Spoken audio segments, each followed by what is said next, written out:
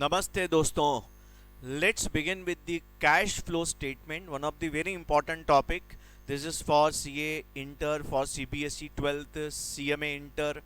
We'll divide this in two lectures. Number one, the basic idea, the concepts. Number two, a comprehensive sum. So lecture one में दोस्तों हम सीधा सीधा concepts पे आते हैं.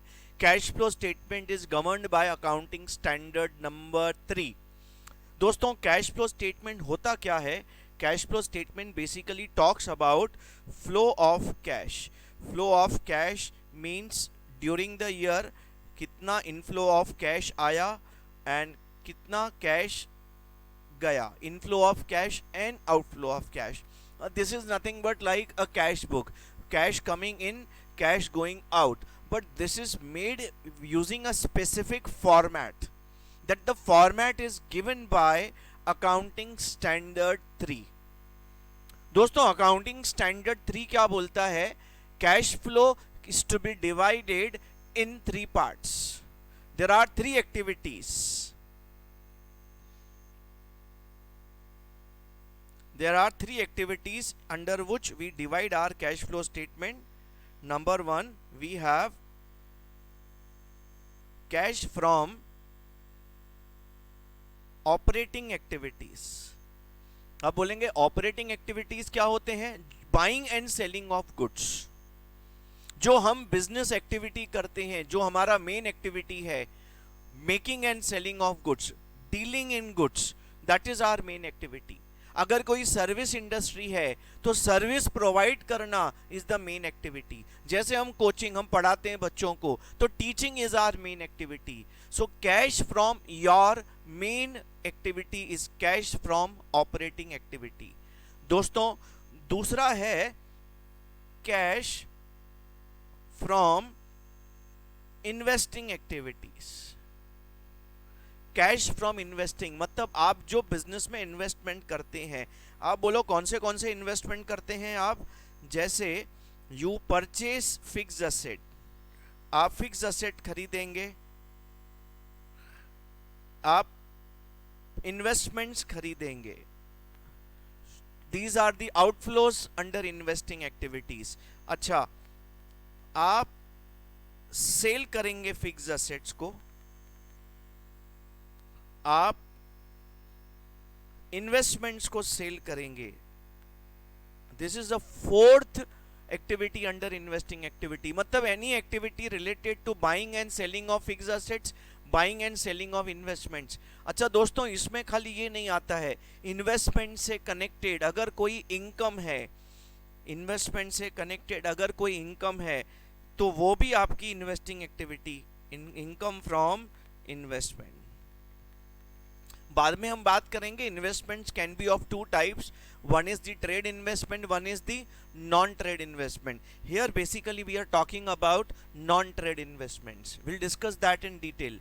अच्छा दोस्तों, हमारा तीसरा एक्टिविटी है वो है finance activity. So we have third is cash from finance activities. Finance मतलब हमारा बिजनेस में फंड्स कहाँ से आता है. तो अगर आप फाइनेंस एक्टिविटीज़ की बात करेंगे तो आपके फंड्स कहाँ कहाँ से आते हैं? If you talk about the sole proprietor, we have capital introduction. लेकिन अगर आप कंपनी की बात करेंगे तो आपके फंड्स कहाँ से आते हैं? Number 1, you issue shares, issue of shares. अच्छा, देन यू हैव बोरोविंग्स. आप लोन्स लेते हैं, ओवरड्राफ्ट लोन्स लेते हैं. नंबर 4, कंपनी की बात करेंगे तो you have issue of debentures, issue of bonds. देखो फाइनेंस एक्टिविटीज मतलब कहां से फंड्स आते हैं, source of funds. Own capital, borrowed capital, दोनों फाइनेंसिंग एक्टिविटीज में आते हैं. और इनसे कनेक्टेड पेमेंट्स, जैसे आप डिविडेंड पे करते हैं तो dividend is connected with capital, तो भी फाइनेंसिंग में आएगा. आप यू पे interest on borrowings, interest on borrowings, interest on debentures, ये आपका अगेन फाइनेंसिंग में आएगा. तो दोस्तों ये एक ब्रॉडली मैंने आपको बता दिया कि फाइनेंसिंग में क्या आता है। देखो इन्वेस्टिंग एक्टिविटी, फाइनेंसिंग एक्टिविटी, इसमें हमें कोई दिक्कत नहीं आने वाला है। बस ये पैसा आ रहा है, पैसा जा रहा है, सामने आपके एक्टिविटीज हैं। लेकिन सबसे इंपॉर्टेंट जो होने वाला है जो है वो है ऑपरेटिंग एक्टिविटी। ऑपरेटिंग एक्टिविटी की कैश दो तरीके से कैलकुलेट होती है। One is direct method, one is direct method, one is friends indirect method.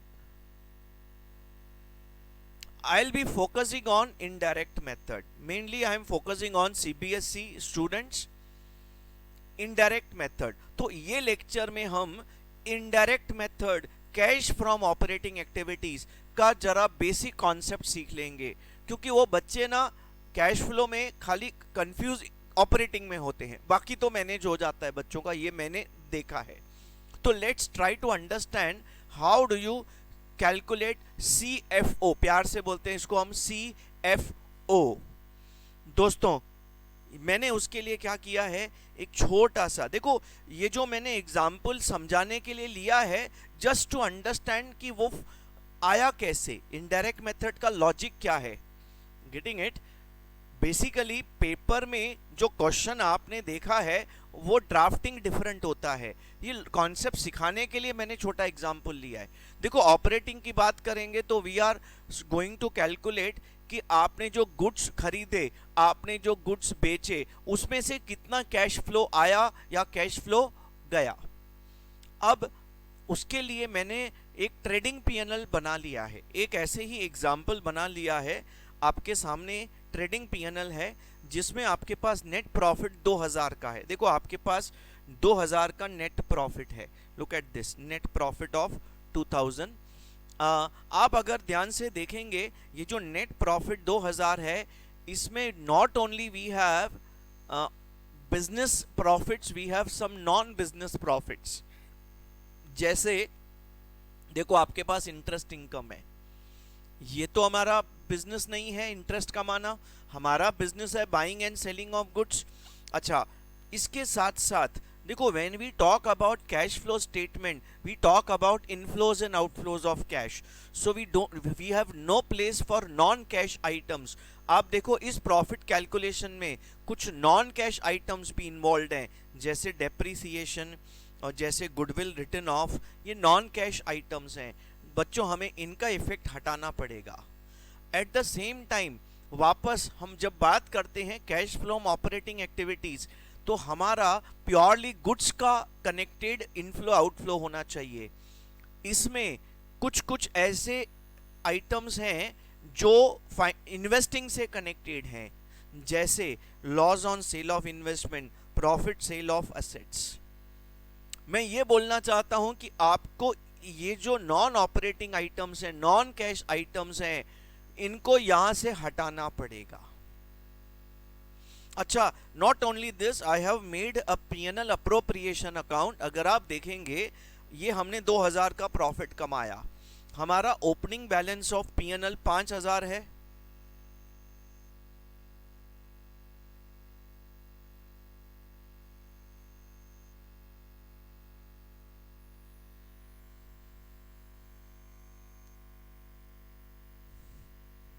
हाँ एक मिनट,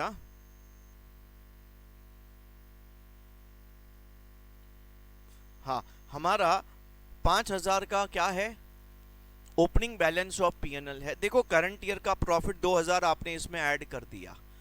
अच्छा, तो 7000 का टोटल प्रॉफिट हो गया, लेकिन आपने इस प्रॉफिट में से कुछ अमाउंट रिजर्व में ट्रांसफर किया है, कुछ डिविडेंड पे किया है। These two are appropriations, distribution of profits.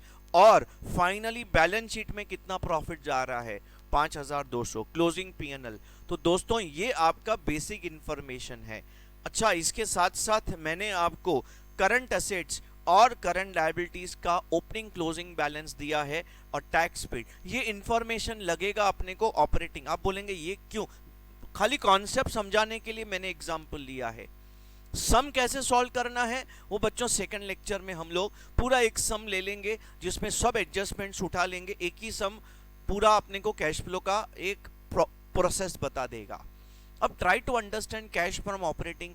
याद रखना हमें क्या चाहिए कि हमें ऑपरेटिंग एक्टिविटीज में कितना नेट कैश आया है। मतलब if I talk in a very simple language, we are trying to calculate net profit, net operating profit received in cash, net operating profit received.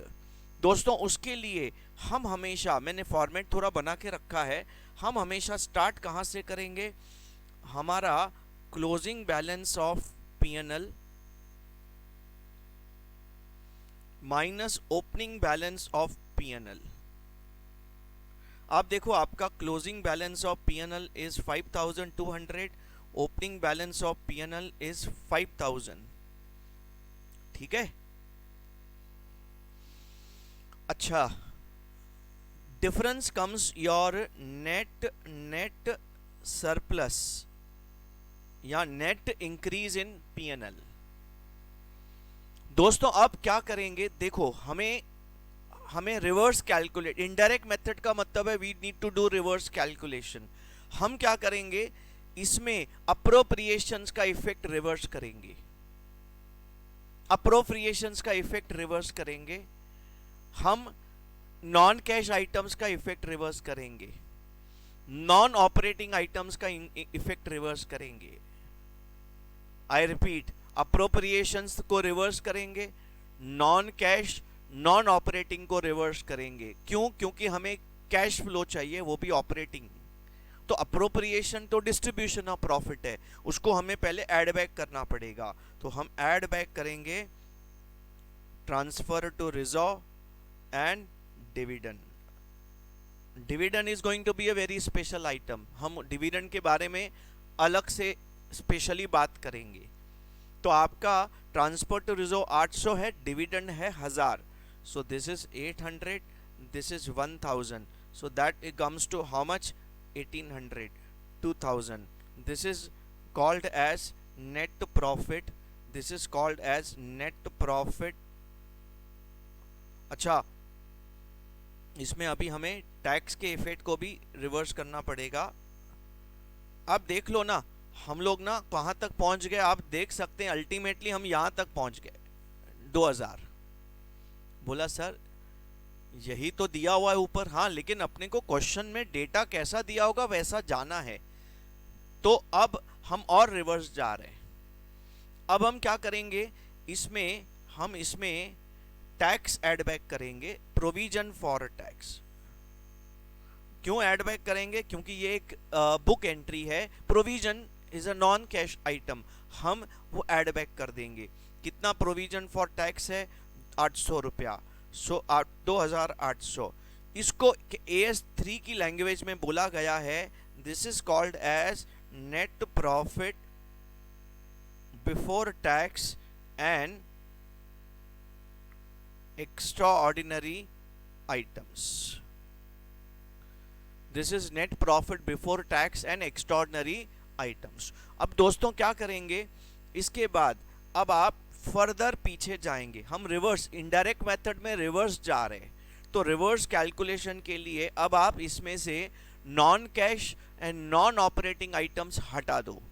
अब नॉन कौन से टिक कर लेते हैं, देखो depreciation non cash, loss on cell non operating, interest income non operating, profit on sale of asset non operating, goodwill written of non cash. ये हटाओ।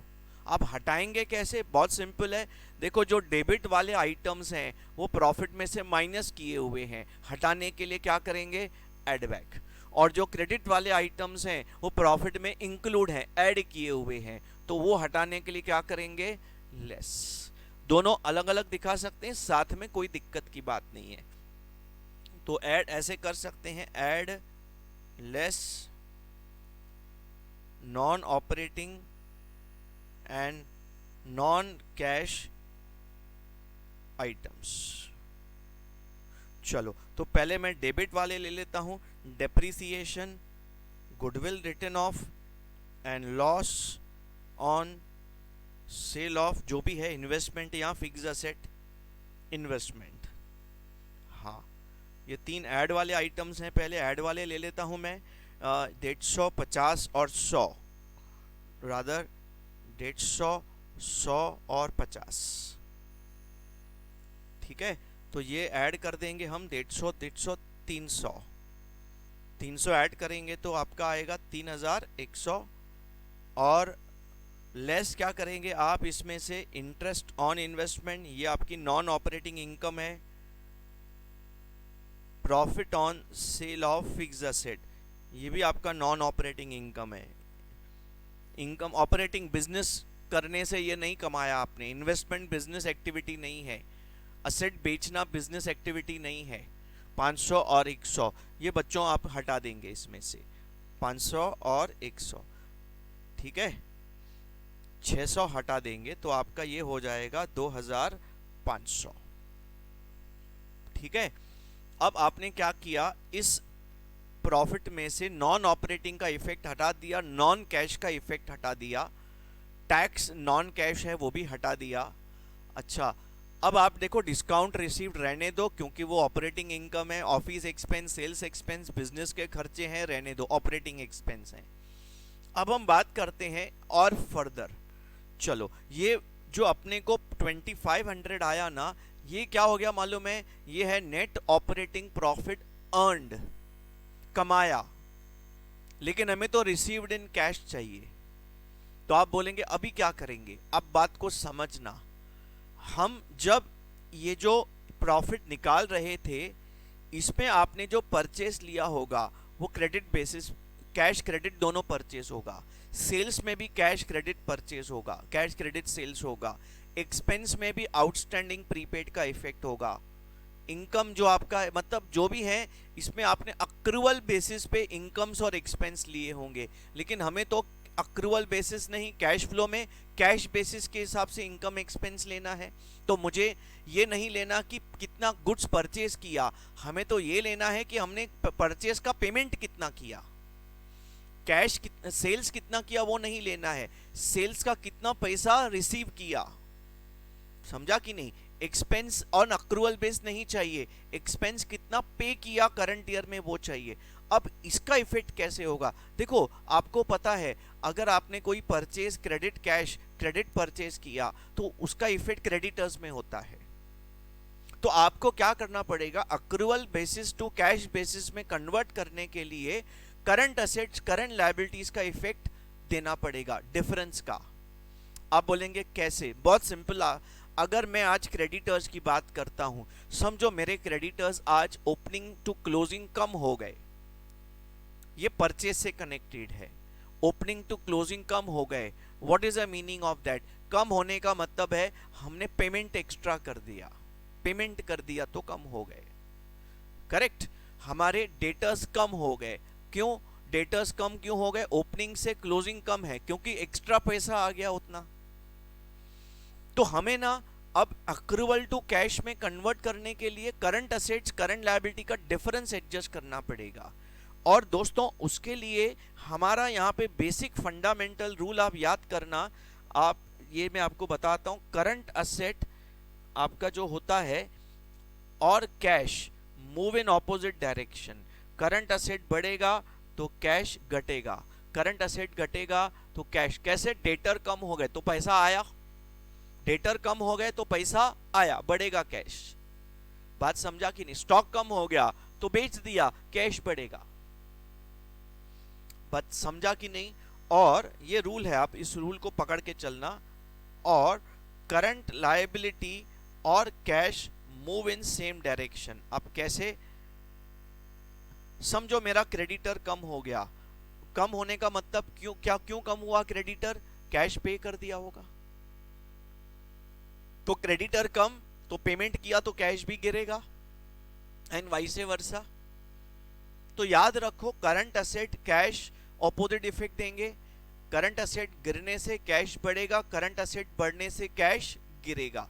Current liability cash move in same direction, current liability गिरेगा मतलब cash भी गिरेगा, current liability बढ़ेगा तो cash भी बढ़ेगा। तो मैंने यहाँ पे ना आपको करंट असेट करंट लायबिलिटीज देके रखे हैं, याद रखना। करंट असेट करंट लायबिलिटी का चेंजेस का इफेक्ट देंगे excluding cash and bank, cash and bank छोड़ के, क्योंकि अल्टीमेटली हमें कैश एंड बैंक पे इम्पैक्ट चाहिए। तो डेटर्स हमारा बढ़ गया, डेटर्स बढ़ा तो माइनस करेंगे, तो हम यहां पे लिखेंगे ऐड और लेस क्या, चेंजेस इन करंट असेट और करंट लायबिलिटीज। ठीक है ना। अब इस आप पहले देखो, डेटर्स हमारा 100 रुपया बढ़ गया, तो इंक्रीज इन डेटर्स, देखो इंक्रीज इन डेटर्स क्या करेंगे हम, माइनस करेंगे। डेटर्स बढ़ा तो कैश घटेगा, क्योंकि पैसा आ गया होगा तभी घटा ना, नहीं सॉरी, डेटर्स बढ़ा पैसा ब्लॉक हो गया, उल्टा बोला मैंने, डेटर्स बढ़ा मतलब उतना कैश ब्लॉक हो गया उधर, तो कैश कम माइनस कर देंगे। क्रेडिटर्स आपका बढ़ गया, क्रेडिटर्स बढ़ गया तो कैश भी बढ़ेगा, इंक्रीज इन क्रेडिटर्स तो ऐड कर देंगे, प्लस कर देंगे। स्टॉक आपका बढ़ गया तो कैश घटेगा,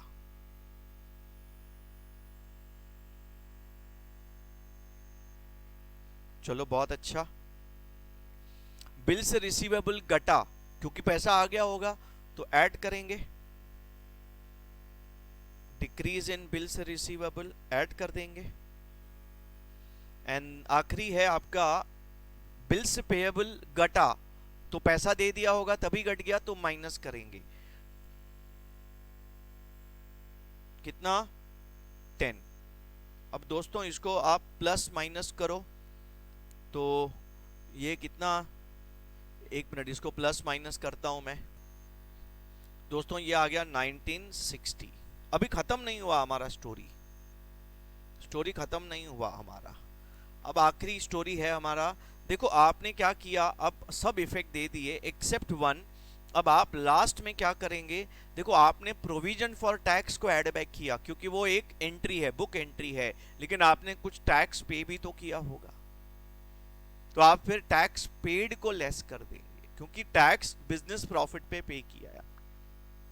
हमें अक्रूवल बेस नहीं कैश बेसिस में जाना है, तो प्रोविजन बुक एंट्री है वो नहीं लेना है, ऐड बैक कर दिया, लेकिन कैश टैक्स पेड जो कैश में वो लेस करना पड़ेगा, तो टैक्स पेड। अच्छा टैक्स पेड मैंने अलग से देके रखा हुआ है, 700 रुपए का टैक्स पेड देके रखा है, ये माइनस कर दिया। दोस्तों ये पेपर में क्वेश्चन ऐसे कभी नहीं आएगा, मैं आपको क्यों ये मेथड, ये आपको CFO कैश फ्रॉम ऑपरेशंस का कॉन्सेप्ट बता रहा हूं, what actually we are doing, format ऐसा क्यों है। तो we are making it 1260, this is your cash from operating activities, cash from operating activities. दोस्तों ये आपका आ गया CFO। देखो आपने प्रॉफिट कितना कमाया है 2000, but profit operating profit received in cash कितना है 1260। आप ऐसा बोल सकते हैं कि ऑपरेशंस मतलब जो हम बिजनेस कर रहे हैं उसमें से 1260 का इनफ्लो ऑफ कैश है, buying and selling of goods में से 1260 का इनफ्लो है।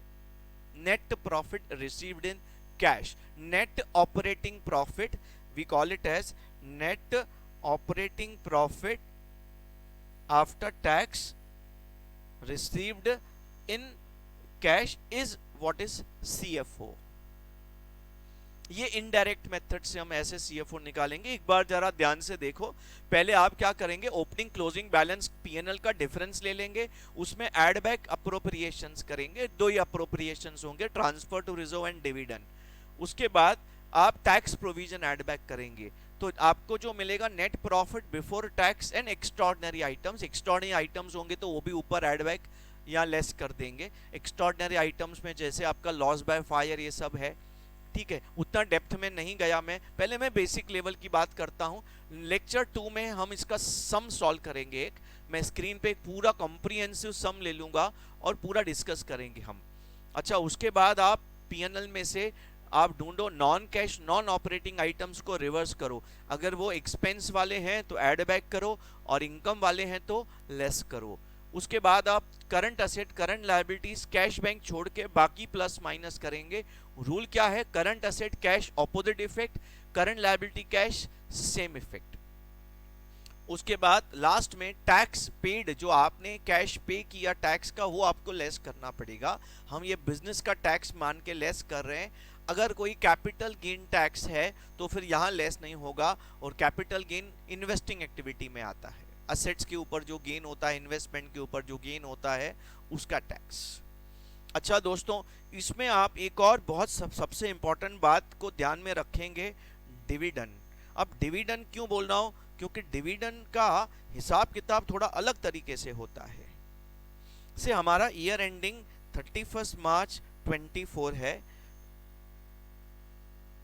ठीक है। अब आपका जो डिविडेंड है वो कैसे काम करता है, आपने क्या बात करना है कि इस साल कितना डिविडेंड आपने पे किया, कितना प्रपोज किया, वो नहीं चाहिए। हमें क्या चाहिए? Dividend paid in 2023-24। उसमें दो डिविडेंड ही आ सकते हैं। नंबर 1 क्या आएगा? Interim dividend of current year. एक तो आपने जो करंट ईयर का इंटरिम, देखो इंटरिम डिविडेंड क्या होता है, करंट ईयर का करंट ईयर में पे करते हैं, तो उसमें कोई दिक्कत ही नहीं है, तो आपने वो पे कर दिया और आपने यहां पे। दूसरा याद रखना, आप जो फाइनल डिविडेंड पे करते हैं इस साल, वो इस साल का नहीं होता है, वो पिछले साल का होता है। इस साल का डिविडेंड अगले साल पे होगा, अगले साल प्रपोज होगा, अगले साल डिक्लेयर होगा, अगले साल पे होगा, अगले साल बोर्ड मीटिंग में प्रपोज होगा, अगले साल एजीएम में अप्रूव होगा, फिर पेमेंट होगा।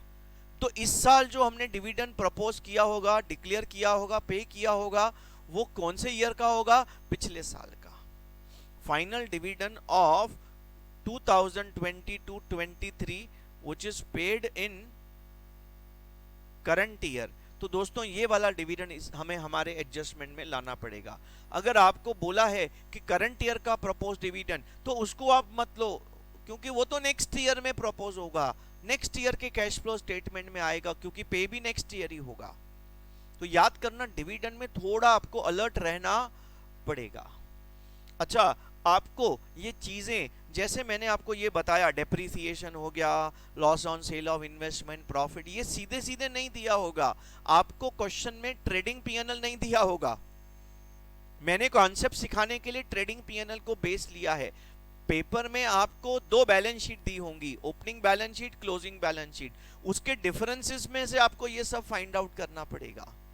अब वो कैसे फाइंड आउट करना पड़ेगा, मैं एक पूरा सम लेके अगले लेक्चर में पूरा डिस्कस करूंगा। मेन टारगेट था आपको कैश फ्लो की तीन activities, operating, indirect method, financing और इन्वेस्टिंग क्या होते हैं और उनका क्या क्या इनफ्लो आउटफ्लो आता है, वो सिखाना।